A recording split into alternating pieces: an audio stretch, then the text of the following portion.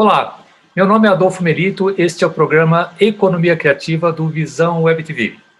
Visão Web TV Economia Criativa, Descomplicando a Economia, é um programa que tem sido tratado no Visão de Mercado, do Rogério Cabral, hoje com alcance nacional pela Web TV, e nós temos trazido aqui temas que interessam a criatividade, inovação, tecnologia, empreendedorismo, e hoje nós trazemos aqui um convidado muito especial, que vai falar para nós sobre um modelo que nós ainda não conhecemos muito aqui no Brasil, que é como é que você faz uma aceleração de uma empresa que já está funcionando.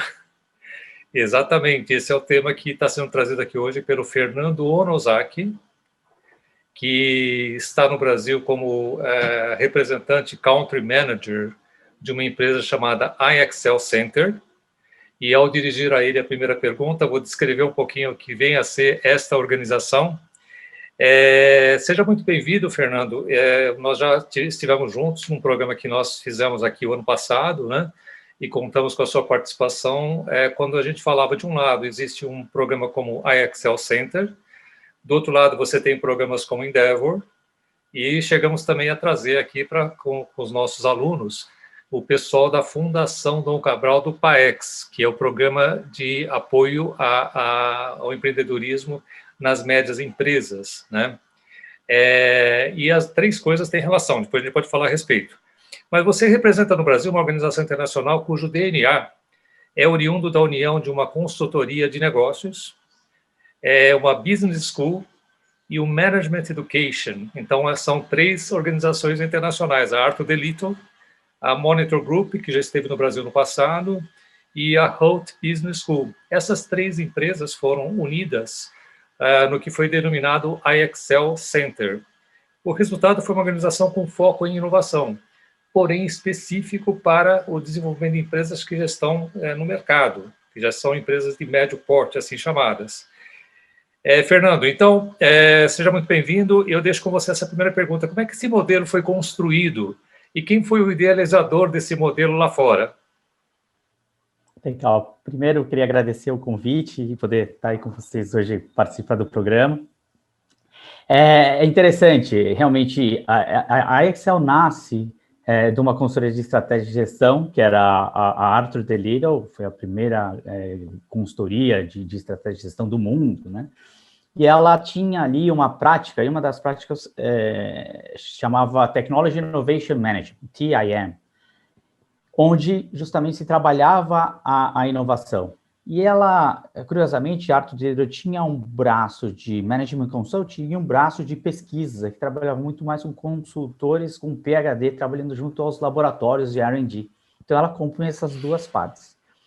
Os líderes dessa prática acabam saindo da Arthur DeLittle e migrando pelo Monitor Group, onde passam e depois vão fundar a Excel Center.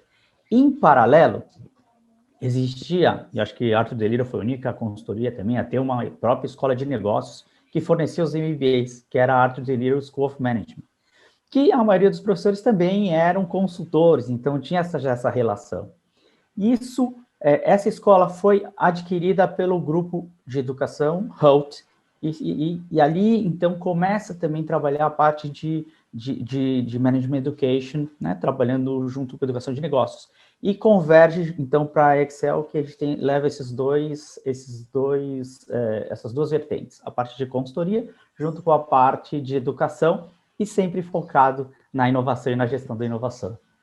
Maravilha, e chamou muita atenção, porque esse programa, de alguma forma, chegou ao Brasil faz pouco tempo, depois você vai falar a respeito do que tem sido feito por aqui, mas há um conceito muito especial por trás do que foi chamado do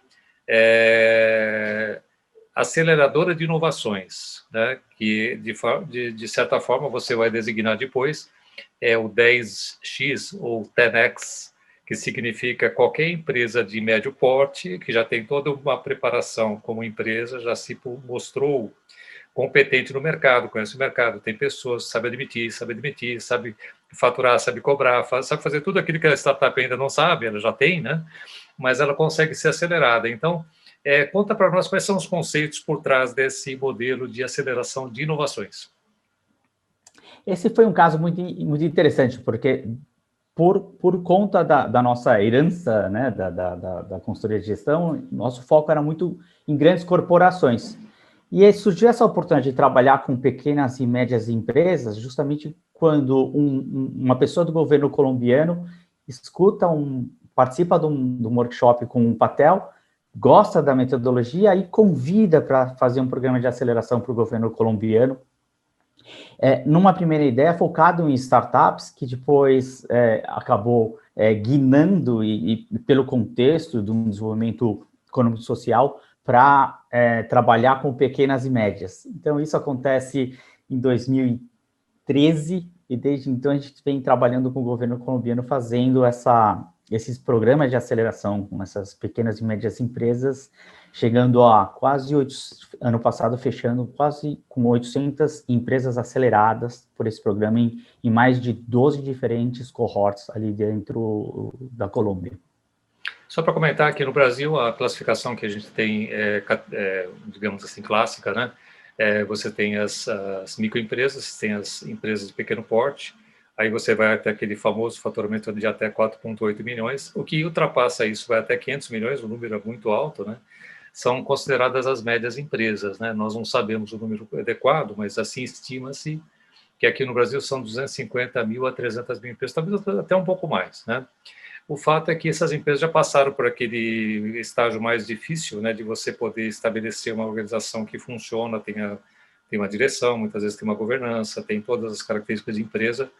E então isso que aconteceu na Colômbia, não sei se aconteceria aqui no Brasil, porque assim você vai dentro das regras normais de você contratar uma empresa lá fora, uma empresa do setor público, no caso específico aqui é a Colômbia, né, o governo colombiano. E aí o Patel chega lá e fala assim, olha, a gente veio fazer esse trabalho aqui com vocês para startups, mas a gente acha que deveria fazer outro trabalho. Como é que foi esse convencimento que ele fez lá?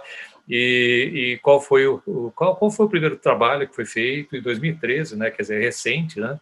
E quais foram os resultados que levaram vocês a expandir esse programa hoje, chegando a quase 1.000, né? Empresas aceleradas. E olha, 1.000 empresas aceleradas não é pouca coisa, não. Se você pegar 10% das brasileiras, são 30 mil. Não sei as colombianas quantas são, mas acho um número extremamente importante. Vamos lá, qual foi o trabalho que ele fez de convencimento do governo para isso? Foi exatamente um trabalho de entender qual era a motivação, né, do programa de aceleração, e quando o governo colombiano apresenta e fala, ó, a gente quer realmente buscar uma forma de promover a inovação e ter isso, gerar um desenvolvimento econômico, ou seja, eu quero que empresas gerem mais produtos e mais serviços, e a partir desses produtos e serviços eu consigo capturar mais impostos e aí conseguir retroalimentar esse sistema. Então, aí surgiu a oportunidade de ofertar esse programa não para startups, mas para pequenas e médias, e foi aceito o desafio, e a gente realizou um primeiro piloto com 20 empresas de diferentes setores, né, para testar realmente como esse programa funcionaria, que era um programa de duração de 5 meses, né, onde essas empresas ficam no mesmo cohort, ou seja, elas participam e trocam ideias, trocam figurinhas ali durante os workshops presenciais. Então, cada empresa traz um time de cinco pessoas e eles participam junto. E foi um sucesso, eles adoraram, gostaram tanto da metodologia, mas também a possibilidade de colaborar e enxergar empresas, apesar de todas do mesmo tamanho, de diferentes setores industriais. Então, eles aprenderam muito, né, com adjacências e observar o que outros setores estavam fazendo. E uma coisa que foi muito legal é que gerou-se um ecossistema. Então, eles começaram a colaborar mais entre eles. Então, falou, poxa, por que não expandir isso para toda a Colômbia? E isso foi crescendo e novas cidades foram adotando, e em anos diferentes replicando. Então, já tem cidades que estão lá no 4º ciclo. Isso foi crescendo, e esse ecossistema também se desenvolvendo, promovendo depois a conexão entre cidades e entre cohorts de anos diferentes da mesma cidade.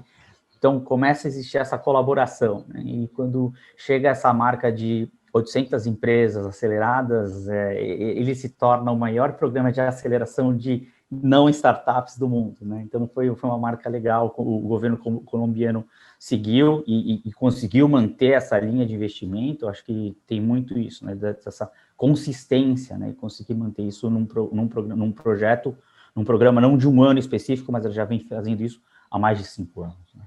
Bom, eu vou comentar um pouquinho a respeito do que a gente tem aqui, os programas que são de apoio, né, às micro e pequenas empresas, principalmente através do Sistema S em geral, mas do Sebrae em particular, né, porque ele abrange todo e qualquer universo de empresas. E essa questão que a gente discutia aqui dentro da economia criativa sempre foi como é que você faz a seletividade, assim como essa matéria também foi discutida no âmbito da Endeavor. A Endeavor está no Brasil há 20 anos. E ela sempre procura verificar, identificar com uma lupa, né, onde é que estão as empresas que têm potencial de crescimento acelerado, né? Isso vem até hoje, e eles agora migraram para o modelo que eles fazem do Scale-Ups, que significa... Scale-Ups é uma empresa startup que já passou pelo estágio inicial e já está num estágio mais consistente, né? Então, ela pode estar no modelo, eventualmente, que a Excel está buscando lá fora. É claro que tem toda uma tecnicalidade, porque ele fala da escalabilidade, você tem que ter coisas digitais, etc., etc., não obrigatoriamente. Quando se fala economia criativa, Fernando, e a gente tem batido nessa tecla desde 2006, quando nós criamos o Instituto, mais recentemente voltamos ao tema com o modelo de médias empresas. Aliás, desde a FEComércio a gente trata esse assunto também, né? Tentando verificar como é que a gente consegue identificar, por isso que eu comentei que a gente tem esse relacionamento com a Endeavor e também com o programa PAEX da Fundação Dom Cabral. E a coisa interessante que você citou aqui é que você começa a ter o interesse das empresas que estavam fechadas dentro dela mesma, né? Quando se conectam com outras empresas de outros setores, outros segmentos, elas perdem um pouquinho aquela proteção, de alguma forma, veem que colaborar e trocar ideias a respeito de negócios pode ser produtivo para ela também, né? E não ficar simplesmente voltada para o desenvolvimento interno da própria organização. As médias empresas são mais suscetíveis a isso, porque elas não têm organizações assim enormes, né?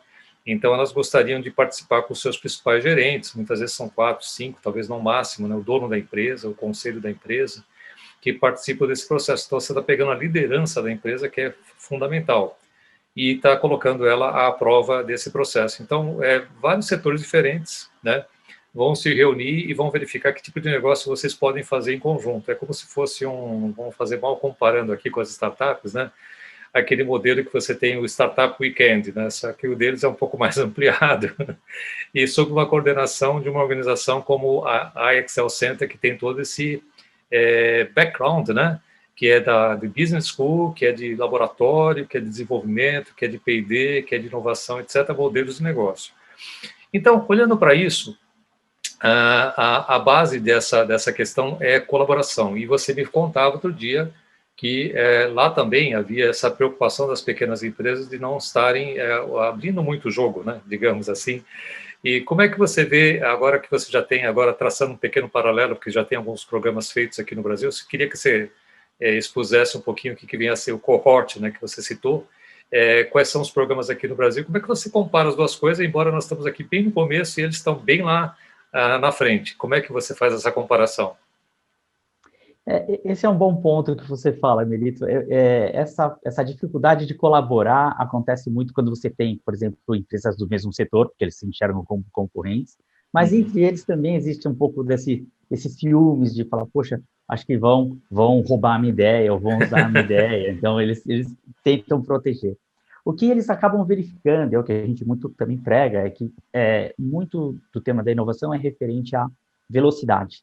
Então, muitas vezes, você até consegue fazer isso sozinho, só que você vai levar um espaço de tempo, né, muito maior do que se você conseguir colaboração, você acelera e consegue fazer isso mais rápido. Então, o que eles acabam percebendo é, poxa, eu posso fazer isso sozinho, eu vou levar anos. Alguém vai fazer isso antes do que eu.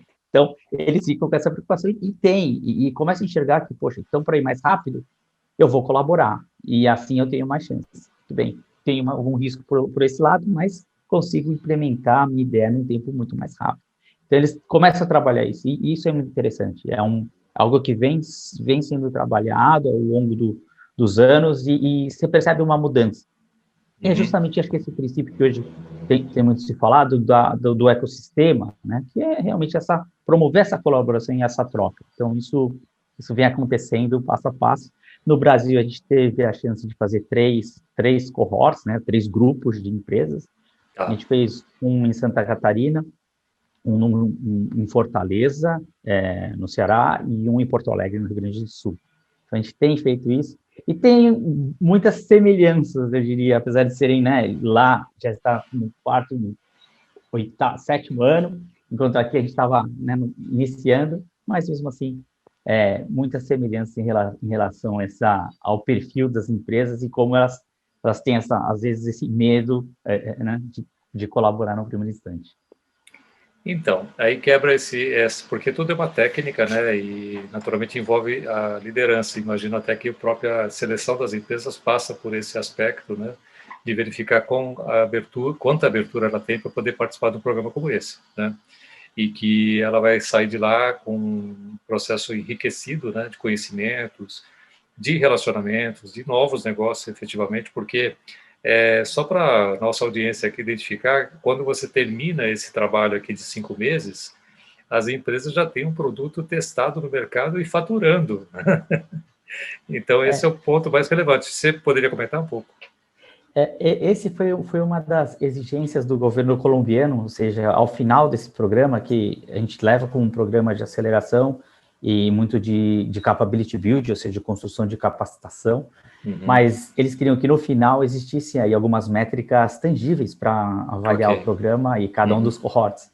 E uma dessas métricas é exatamente isso, você ter pedidos de compra, ou seja, pedidos com clientes reais, dos produtos e serviços gerados ao fim do programa, e uma das métricas é a quantidade e a soma, o monto, né, dessa soma de ordens de compra. Então, essa era uma condição para avaliar o desempenho de cada um dos cohorts lá.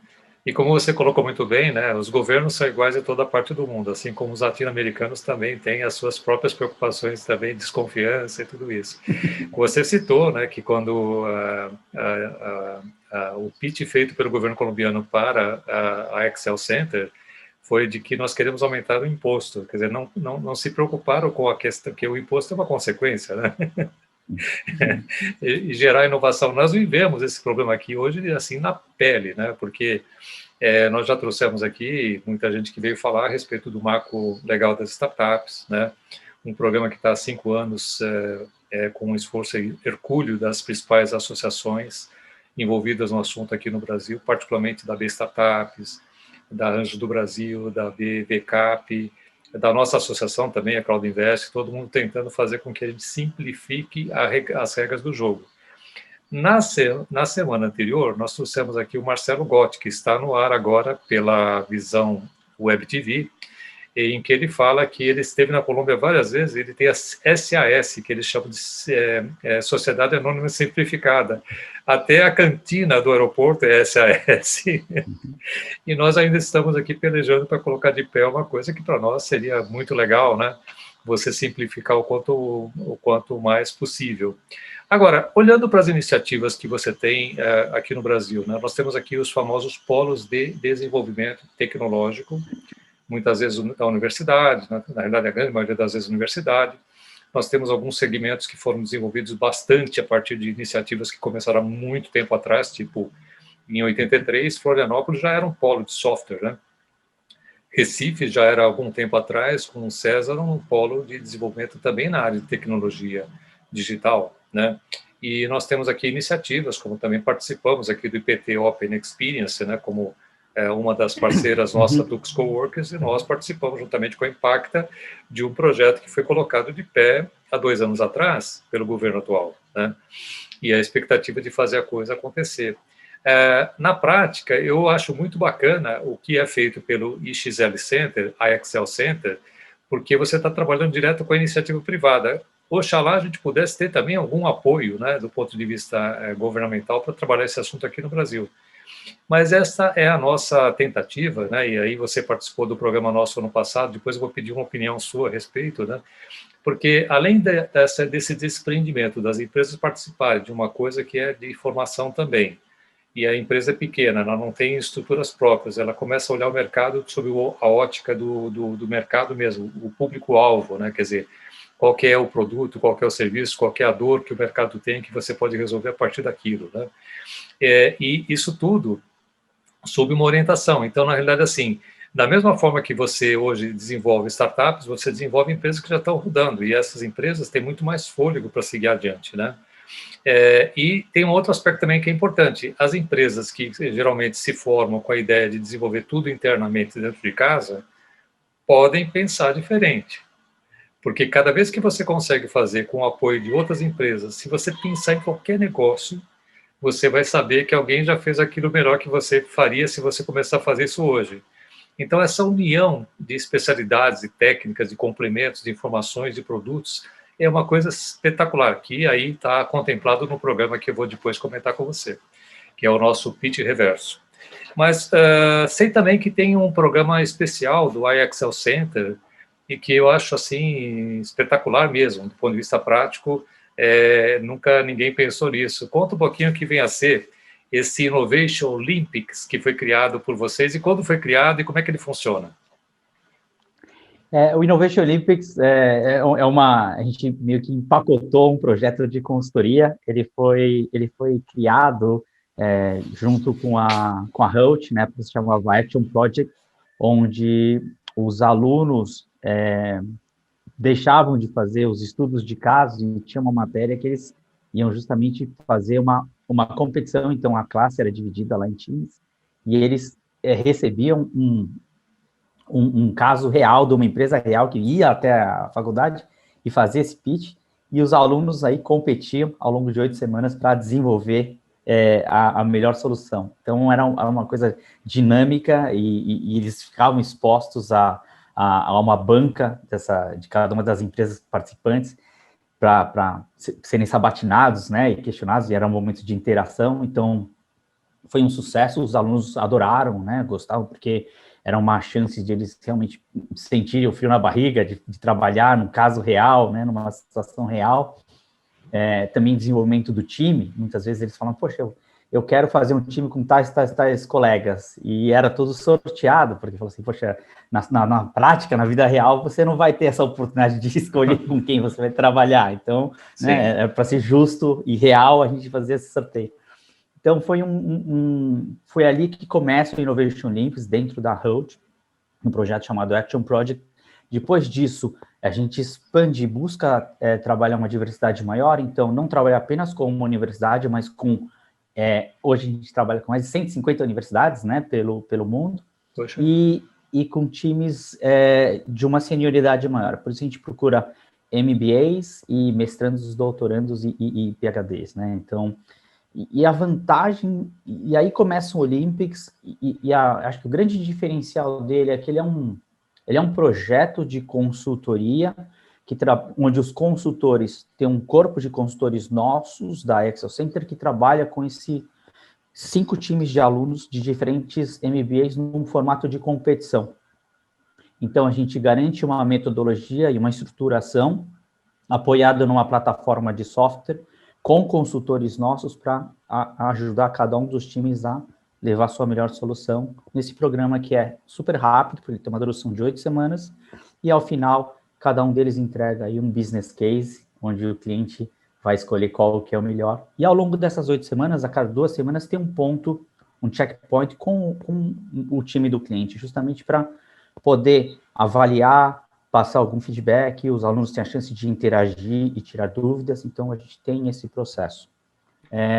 A gente gosta de ter essa diversidade de 150 universidades, muitos clientes falam, poxa, mas por que tanta universidade? Pega apenas as 10 maiores dos Estados Unidos e as 10 da Europa e você está bem coberto. Mas é que dependendo do tipo do desafio, faz sentido a gente ter essa diversidade.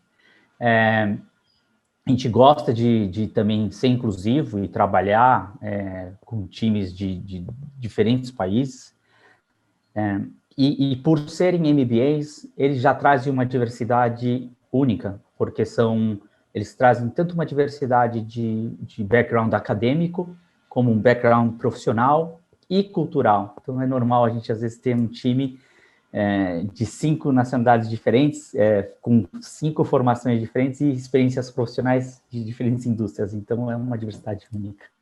É um programa muito interessante e, assim, é um ganha-ganha-ganha. Os alunos gostam muito, as empresas participantes, sponsors, também gostam, e a gente gosta muito de trabalhar nessa união universidade de empresas. Você conseguiria fazer um programa somente aqui com os MBAs no Brasil? Por exemplo, se alguém está interessado no programa, como é que isso se manifesta perante a tua organização? A gente consegue realizar com escolas do Brasil ou empresas brasileiras que queiram ter universidades, e aí a gente escolhe, e um ponto importante e é crítico é justamente escopar bem e definir muito bem esse desafio, colocando as condições de contorno. Feito essa etapa e definição clara desse desafio, a gente consegue indicar, e junto com a empresa patrocinadora, quais seriam as melhores universidades para aquele desafio, né? Então, a gente sempre trabalha nesse formato, e muitas vezes eles gostam de empresas brasileiras ou empresas de país em desenvolvimento, então depende muito do desafio.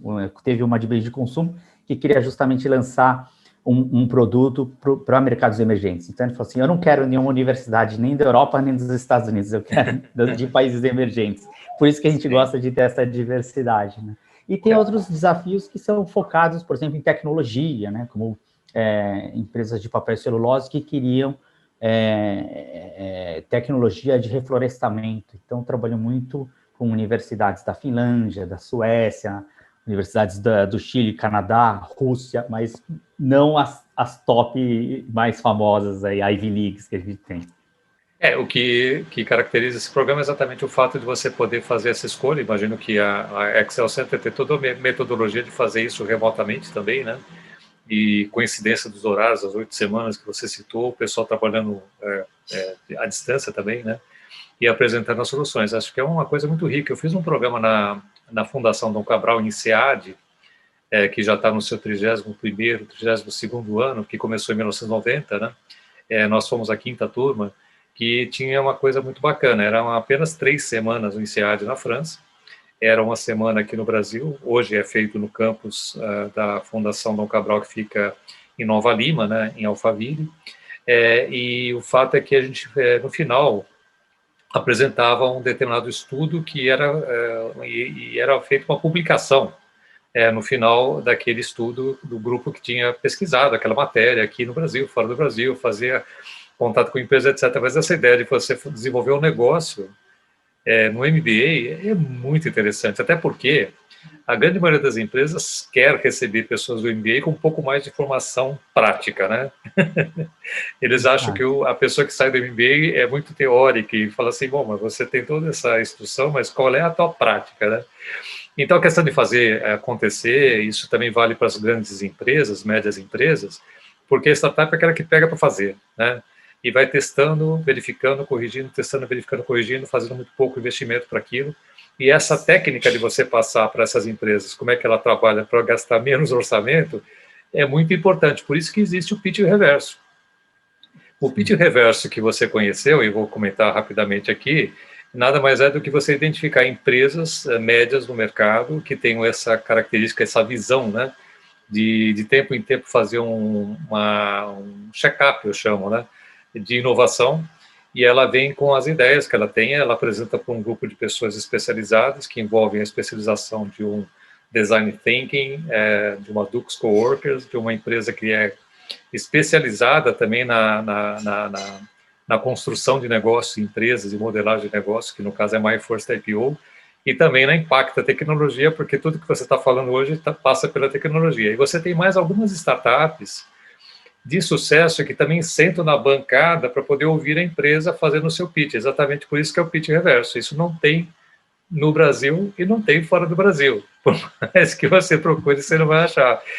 E essa implementação, eu tenho falado muito com o Fernando aqui, para ver como é que a gente vai unir as duas coisas, porque elas não são competitivas, elas são complementares, e tem a vantagem de você usar muito a expertise, de você buscar fora as complementações que você não tem para criar novos negócios. Então, vocês vejam que tem uma abrangência bastante grande. Queria que você comentasse um pouco, Fernando, como é que você vê esse pitch reverso e como é que a gente poderia, no futuro, cooperar nessa área aqui com vocês do 10X. Eu vejo como uma solução super inovadora a forma que, né, conseguir fazer isso. Acho que também um grande segredo é como vocês conseguem definir bem o desafio e ter essa maleabilidade junto das empresas, né, porque também deve existir esse receio, aí eu vou compartilhar uma dor minha, vão saber alguma fraqueza que eu tenho, né, eles sempre pensam dessa forma, mas acho que cada vez mais elas entendem isso. E, como você falou, muitas vezes essa dor não é exclusiva dessa empresa, é uma dor comum de empresas até de outros setores, muitas vezes. Então, eu vejo que é uma solução muito interessante e realmente você inverte ali e as empresas poderem realmente escopar e definir bem, eu acho que é o segredo, para que as startups possam trazer as soluções adequadas e precisas para aquela dor ou para aquela necessidade. Bacana, muito legal, Fernando. Bom, nós estamos chegando ao final do nosso programa de hoje aqui, recebendo o Fernando Nozaki, que é a pessoa que domina a cena no mercado de aceleração de metas de empresa, uma técnica muito especial, desenvolvida por organizações renomadas, algumas centenárias, né, como é o Hult Prize, né, o Hult School, né, que pouca gente sabe que já tem mais de 100 anos, né, e que hoje também está conectada a um prêmio que vem ao Brasil de tempo em tempo, porque ela faz um lançamento de um desafio que as escolas todas do médio, do ensino, do college, né, que é a graduação, participa e depois apresenta isso a nível internacional e recebe um prêmio final de $1 milhão, se não me engano, foi a última vez que eu vi, da Fundação Bill Clinton, né? Então, é uma coisa com um renome bastante especial. Essa é parte da organização que a iExcel Center, através do Fernando, representa aqui no Brasil. Eu queria pedir que você também comentasse um pouco como é que as empresas interessadas fazem contato com a tua empresa, organizam para conversar com vocês, verificar como é que funciona o programa e deixar essa sua mensagem final aqui para os nossos, para a nossa audiência, para os nossos ouvintes, para os nossos telespectadores, e agradecendo mais uma vez por ter contribuído com essa informação riquíssima, né, a respeito do assunto de inovação aqui no nosso Economia Criativa. Legal, Melito. Eu queria agradecer a oportunidade, né, de novo, de estar aí no programa e compartilhar um pouquinho dos programas que a gente tem feito ao redor do mundo. A Excel Center tem a sede em Cambridge, em Massachusetts, mas eu fico no Brasil, então qualquer dúvida ou maiores contatos pode procurar diretamente. Legal. Será um prazer falar com as empresas que se interessem pelos programas. E sempre aberto e podendo colaborar cada vez mais. A gente gosta de trabalhar tanto com corporações, como também com o meio acadêmico e também governos. A gente trabalha nessas três vertentes e será um prazer. Eu queria agradecer novamente a abertura e o bom papo que foi a entrevista de hoje. Obrigado, você é sempre bem-vindo e nos vemos então no próximo. Muito obrigado e um grande abraço. Muito obrigado.